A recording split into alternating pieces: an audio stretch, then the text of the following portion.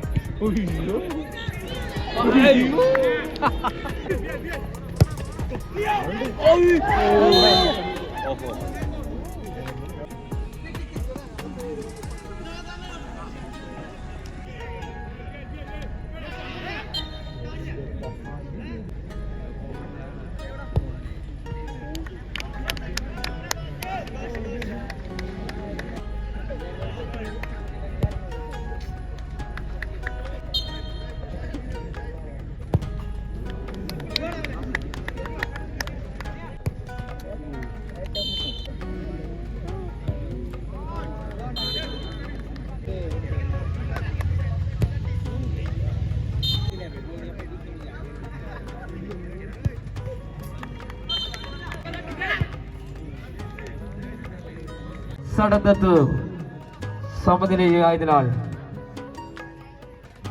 നറുക്കെടുപ്പിലൂടെ വിജയികളെ പ്രഖ്യാപിക്കും.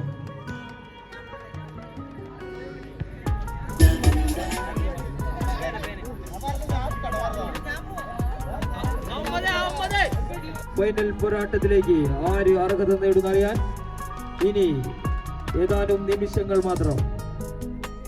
നാളെ നടക്കുന്ന ഫൈനൽ മത്സരത്തിലെ ഇന്നത്തെ വിജയികൾ ആരാന്ന് പ്രഖ്യാപിക്കാൻ ഏതാനും നിമിഷങ്ങൾ മാത്രം.